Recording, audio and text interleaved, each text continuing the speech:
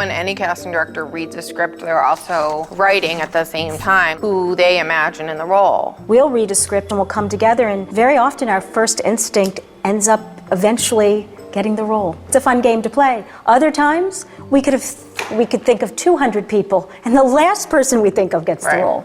It's a very complicated process, and it will take as long as we have to do it. So in television, you have a very short period of time. We work on an 8-day schedule. So you have to do your best work in a short period of time, and I think that's the challenge of casting television. Keep each episode as well acted and stories as well told as we can. Am I ever going to meet Dr. House? Well, you might run into him at the movies or on a bus. Is he a good man? He's a good doctor. We did the pilot, a lot of people would say backwards. It's a credit to Universal NBC and to Fox, because they loved this script so much and they loved the character so much that they were willing to cast around Hugh until we found the actual Dr. House character, because they wanted to make this show so badly. It was a very unique show. Yeah. And it was the year of the ensemble. It was Desperate Housewives, it was Grey's Anatomy, and it was CSI New York. So everybody was looking for a 40-something guy surrounded by an ensemble. So it was a competitive year. Are you Dr. House? Thankfully, no, I'm Dr. Chase. Dr. House is the head of diagnostic medicine. We were 2 weeks from shooting, and Bryan Singer had just said, no more British people, no more people with accents, they can't do the American accent. Amy always wanted to work with Hugh, and so his name came up. His family was visiting him, and he said to his wife, who was in the car with it sort of running, I gotta quickly run inside into the hotel and put myself on tape for this American pilot. And she said, well, you need to comb your hair, you're not shaven, you know, I don't know how you're gonna get the job that way. And he said, I'm just gonna go wing it. Another actor shot him doing one scene, that was it. I was expecting you in my office 20 minutes ago. Really? That's odd, because I had no intention of being in your office 20 minutes ago. By the time we got it, we were uncertain if we were going to find an actor to play this role. It was so daunting and so difficult. So Stephanie and I watched the tape, and we said, he's pretty good, and he looks really handsome with the scruff and the hair. I think it was the first time, too, that we actually saw somebody, like, breathe life into the role in the way that everyone had been looking for. Don't you gotta grab my cane, stop me from leaving? So we gave it to Bryan, all of us, without saying that he was a British actor. It was very, very clear when the right person read the role. And to top it all off, Hugh did not know it was the lead of the show. He thought Wilson was more the lead of the show, and that the House character, being somebody that was so unlikable, was the sidekick. Dr. House, the only reason why I don't fire you is because your reputation is still worth something to this hospital. Excellent. We have a point of agreement. You're not gonna fire me. Omar Epps met Bryan Singer in New York. He was the second person to meet on the role, and it took the entire process of reading other people and figure things out to finally get him to test that last day. But we always kept Omar in our sights. You wouldn't let it go. You were like, it's described this way, as this character with a past, and this is who it should be. I can't just break into someone's house. Isn't that how you got into the Felkers' home? And you kept calling them, and it obviously turned out for the best. Cameron, I need you for a couple of hours. What's up? When you break into someone's house, it's always better to have a white chick with you. And then with Jennifer, she came in and she was so delightful, and she just was Cameron. If House is right, no harm. If he's wrong, I've given a dying woman a couple days hope. False hope. If there was any other type available, I would have given her that. Jesse's role, he was supposed to be this, rich kid. We read everyone. Everyone. But until him, he wasn't the right person. Differential diagnosis, people. If it's not a tumor, what are the suspects? Why couldn't she talk?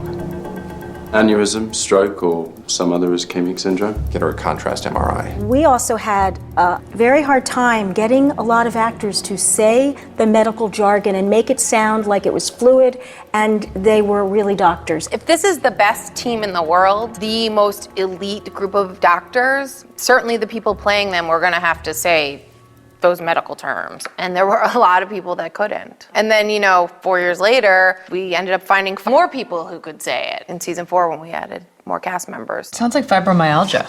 Sounds like you don't work for House. Diagnosis that provides neither an explanation nor a cure is by definition not a diagnosis. The American College of Rheumatology would disagree. It adds a definite larger layer onto playing a character, that you're defined by your profession. So you have to buy that they're that profession. It's obviously mentally ill. Pain's probably psychological. It is not a sign of mental illness to want to be pain-free. It is if your solution is sucking on a tailpipe. On a regular episode, we get the script. We read it.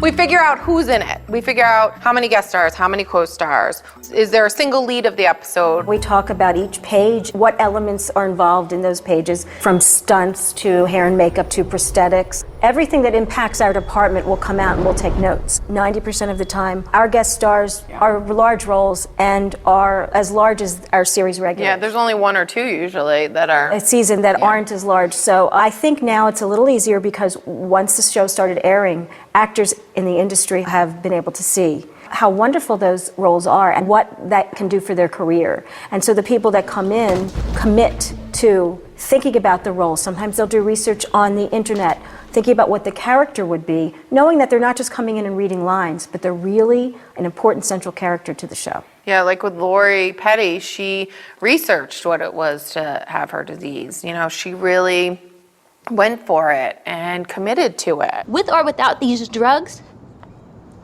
I don't have a long time. Sometimes the actors have to have a prosthetic made of their head, of their arm, of their chest, and they have to go get dipped, as we call it. Like Pruitt's episode with Pruitt Taylor Vince, he had to be in a fat suit. Well, the fat suit was enormous and it had to have its own air conditioner. One boy, one season, had to have leeches put on his body. And that was a very daunting episode for us to cast because not only did we have to have a very young teenage boy who was a good actor, but we had to say to all of the actors who came in, we are going to be doing this practically. Would you be comfortable with that? It's a lot of weight for them because they have to really commit to the story, whether they're in a bald cap, whether they have something flying off of them, or their eyes are bleeding and they have to go get fitted for contacts for the role.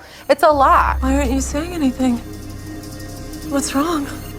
I keep coming back to this episode with B.K. Cannon, this young actress, because she just did such a wonderful human job of portraying this young girl and having us really sort of feel for her and what the trials and tribulations of her life were as opposed to also being sick.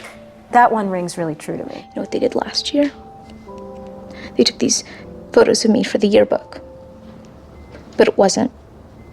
It was for this website, making fun of me, calling me a pig.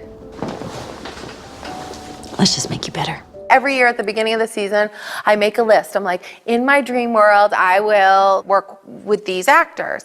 And every year I would put Jelko's name on that same Post-it and tape it to my computer. And every year I would take it off and not get to cross it off. Well, this year I get to cross it off. I'm sick, and I want to know why. There's Jelko, you know, as this guy who just wants an answer, and that exchange is unbelievable. I mean, it's two people who are masters at their craft going head to head. Her kidneys are failing. You give her those drugs, she'll be dead by the time they get the cuffs on you.